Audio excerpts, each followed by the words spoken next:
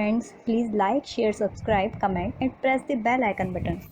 Friends, suppose किसी राज्य की सरकार वैकेंसी निकाले और उसमें 100% सीट्स आरक्षित कर दे किसी खास वर्ग के लिए, तो क्या ये संवैधानिक होगा?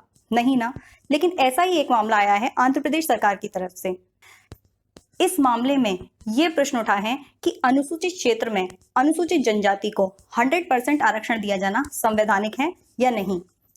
सो friends, welcome in law fighters and I am Shalini Chauhan. आज हम जिस केस के बारे में बात करेंगे उस केस का नाम है Chebrolu Leela Prasad Rao and others versus state of Andhra Pradesh and others. Friends, इस केस में 22 अप्रैल 2020 को सुप्रीम कोर्ट का जातिगत आरक्षण को लेकर एक बड़ा फैसला आया है और इस केस ने आरक्षण के इतिहास में एक और लैंडमार्क जजमेंट को जोड़ दिया है। फ्रेंड्स, इससे पहले कि हम इस केस के फैक्ट्स को देखें, आइए देखते हैं कि रिजर्वेशन क्या होता है। फ्रेंड्स, रिजर्वेशन यानी कि आरक्षण का अर्थ है अपने स्थान को सुरक्षित करना। फ्रेंड्स, अब आइए देखते हैं इस केस के फैक्ट्स के बारे में। Chebrolu Leela Prasad Rao and others versus state of Andhra Pradesh and others के मामले में जो फैक्ट्स हैं केस के वो इस तरह हैं। आंध्र प्रदेश गवर्नमेंट ने स्कूल में शिक्षकों की भर्ती के लिए अनुसूचित क्षेत्र में वैकेंसी निकाली, लेकिन आंध्र प्रदेश सरकार ने 10/1/2000 को 100% आरक्षण देकर सारी सीट्स एसटीज यानी कि अनुसूचित जनजाति के लिए रिजर्व कर दी, जिसमें 33.1/3% राज्य में अनुसूचित क्षेत्रों के स्कूलों में महिला शिक्षकों के लिए आरक्षित है।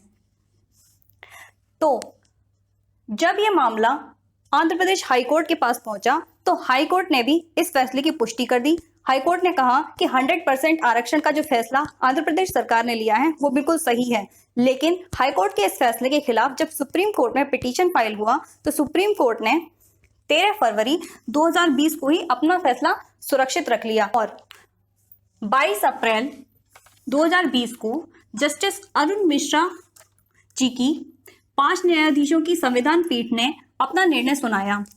संविधान पीठ ने आंध्र प्रदेश राज्यपाल द्वारा जारी किए गए सरकारी आदेश को रद्द कर दिया और सुप्रीम कोर्ट ने आंध्र प्रदेश व तेलंगाना दोनों सरकारों पर भी जुर्माना लगाया। सुप्रीम कोर्ट ने अपना निर्णय सुनाते हुए एक बात और कही कि 70 साल से जो लोग आरक्षण का लाभ ले रहे हैं उन्हें आगे इस सुविधा का लाभ नहीं मिलना चाहिए और इस पॉलिसी को दोबारा रिवाइज किया जाना चाहिए।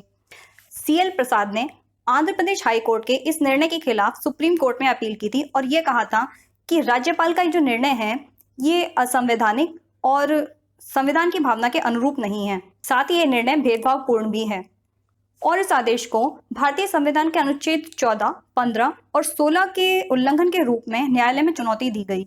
तो आइए देखते हैं कि भारतीय संविधान का अनुच्छेद 14, 15 और 16 क्या कहता है।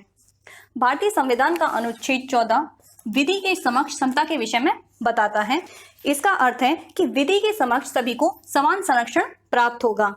आर्टिकल 15 ये बताता है कि राज्य धर्म, मूलवंश, जाति, लिंग अथवा जन्म स्थान के आधार पर किसी के भी साथ भेदभाव नहीं करेगा। आर्टिकल 16 लोक नियोजन के अवसर में समता के विषय में बताता है। इट मीन्स राज्य अगर कोई वैकेंसी निकालता है तो उसमें सभी व्यक्तियों को नियोजन के लिए समान अधिकार और अवसर प्रदान करने चाहिए। सुप्रीम कोर्ट ने अपने निर्णय में इंदिरा सानी and others versus union of India AIR 1993 के केस का भी रेफरेंस दिया। सुप्रीम कोर्ट ने कहा कि 1992 के इस केस के निर्णय में यह बात स्पष्ट कर दी गई थी कि आरक्षण संवैधानिक है, किसी भी वर्ग के लिए दिया जा सकता है, लेकिन आरक्षण अधिकतम 50% ही दिया जा सकता है, यानी कि आरक्षण किसी भी राज्य में 50% से ज्यादा लागू नहीं किया जा सकता।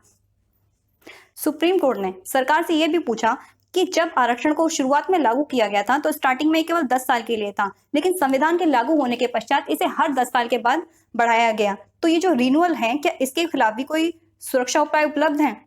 सुप्रीम कोर्ट ने यह भी पूछा कि जब आरक्षण लोगों को मिल रहा है तो उसके बाद भी लोग पिछड़े हुए क्यों बने हुए हैं, आरक्षण मिलने के बाद भी एक वर्ग आगे क्यों नहीं बढ़ पा रहा। और पूछा कि जब हम किसी कास्ट को एक बार अनुसूची में डाल देते हैं तो उसके बाद उसे हमेशा ही वहां क्यों रखा गया है, उसे वहां से निकालने का प्रयास क्यों नहीं किया गया।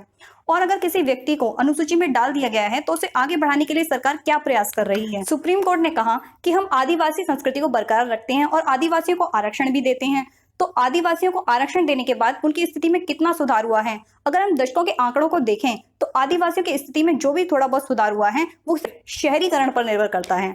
Friends, Chebrolu Leela Prasad Rao and others versus state of Andhra Pradesh and others के केस को हम आरक्षण के इतिहास में एक और लैंडमार्क केस कह सकते हैं, जहां सुप्रीम कोर्ट ने जातिगत आरक्षण को लेकर लोगों के बीच इसके पक्ष और विपक्ष में एक और बहस रख दी। तो फ्रेंड्स, इसी के साथ ये लेक्चर एंड होता है। मैं मिलती हूँ इसी चैनल पर अगले टॉपिक के साथ। Thank you very much.